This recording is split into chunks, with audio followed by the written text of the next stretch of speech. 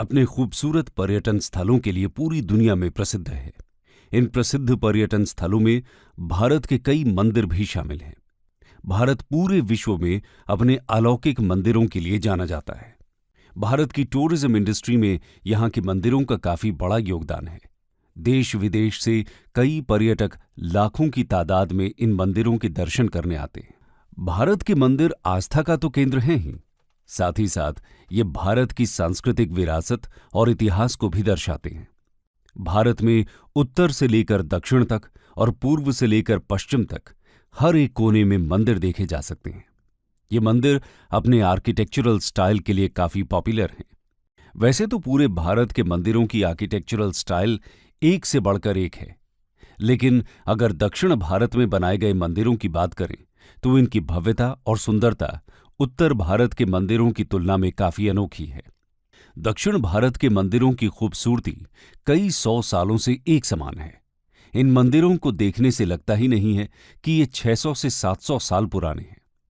उदाहरण के तौर पर Virupaksha temple, Meenakshi temple, Venkateswara temple, Ramanatha Swamy temple, Airavatesvara temple, Brihadeeswara temple, Sabarimala temple और विट्ठल टेम्पल दक्षिण भारत के कुछ फेमस टेम्पल्स हैं।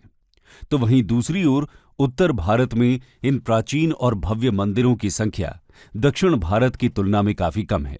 यहाँ प्राचीन मंदिर ज्यादातर मध्य प्रदेश और ओडिशा में पाए जाते हैं। उत्तर भारत के दूसरे इलाकों में ऐसे मंदिरों की संख्या काफी कम है। बद्रीनाथ टेम्पल, केदारनाथ टेम्पल, बिरला मंदिर temple, Somnath temple, Vishwanath temple और खाजुराहो टेम्पल यहाँ के प्रमुख मंदिर हैं। लेकिन कुछ मंदिरों को छोड़कर यहाँ के सभी मंदिर 100 से 200 साल पहले के कालखंड में ही बनाए गए हैं। आखिर ऐसे क्या रीजंस थे जिसकी वजह से नॉर्थ इंडिया में प्राचीन और बड़े मंदिरों की संख्या साउथ इंडिया की तुलना में काफी कम पाई जाती है? आइए समझने का प्रयास करते हैं। इन कारणों में सबसे पहले गौर करते हैं जियोग्राफिकल कंडीशंस पर। Geographical conditions. उत्तर भारत और दक्षिण भारत एक दूसरे से जियोग्राफिकली काफी डिफरेंट हैं। उत्तर भारत के कश्मीर, हिमाचल और उत्तराखंड जैसे इलाके हिमालय की बर्फीली पहाड़ियों से घिरे हुए हैं।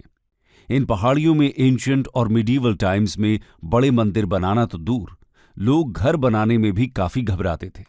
यहाँ जमीन की सतह काफी ऊपर नीचे है, जिससे पुराने जमाने में किसी भी तरह का निर्माण करना असंभव होता था। इन रीजन्स के पहाड़ और आसपास के इलाके ज्यादातर बर्फ से ढके रहा करते थे और बर्फबारी भी काफी हुआ करती थी, जिससे प्राचीन समय में बिना किसी टेक्नोलॉजी के मंदिर या किसी भी तरह की बिल्डिंग का निर्माण करना काफी मुश्किल होता था। इन बर्फीली जगहों पर पॉपुलेशन भी काफी कम रहती थी और कई तो ऐसे एरियाज थे जो पूरी तरह से आइसोलेटेड थे। इसलिए उस समय वहां पर मंदिर बनाने का मतलब ही नहीं बनता था, क्योंकि अगर आसपास पॉपुलेशन नहीं होगी तो मंदिर की देखभाल करना भी मुश्किल होगा। और अगर ऐसे बर्फीली और ऊंचाई वाली जगह पर किसी मंदिर का निर्माण कर भी दिया जाता तो लोग मंदिर का दर्शन करने नहीं पहुंच पाते, जिससे उस मंदिर से रेवेन्यू जनरेट करना मुश्किल हो जाता। मंदिर निर्माण यहां इसलिए भी असंभव था क्योंकि बर्फ से ढकी पहाड़ी जगहों पर दुर्गम रास्तों के कारण मंदिर निर्माण में लगने वाले किसी भी सामग्री को एक स्थान से दूसरे स्थान ले जाना बहुत मुश्किल रहता था। उत्तर भारत के राजस्थान के इलाकों की बात करें तो यहां पर काफी गर्मी हुआ करती थी और बारिश भी बिल्कुल कम होती थी। साथ ही साथ थार के रेगिस्तान के कारण यहां के रास्ते काफी कठिन हुआ करते थे।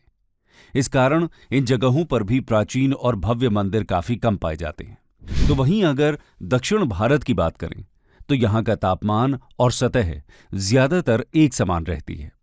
बारिश भी ठीक ठाक मात्रा में यहां होती है। यहां की पहाड़ियां भी पत्थर और पेड़ पौधों से ढकी रहती थीं, जिससे लोगों को आने जाने में और निर्माण सामग्री के ट्रांसपोर्टेशन में किसी प्रकार की समस्याओं को नहीं झेलना पड़ता था। इन्हीं वजहों से दक्षिण भारत में मंदिरों की संख्या उत्तर भारत से ज्यादा है। जियोग्राफिकल रीजन्स के बाद अगर सबसे बड़ा कोई रीजन है तो वो हैं कई इन्वेजन्स जो प्राचीन समय से ही उत्तर भारत में देखे गए। Foreign invasions. प्राचीन काल में भारत पूरे विश्व के लिए सोने की चिड़िया के समान था और इसी समय भारत के मंदिर धन और विरासत का केंद्र हुआ करते थे। भारत की विरासत देख कई विदेशी राजाओं और लुटेरों ने इस पर अटैक्स किए।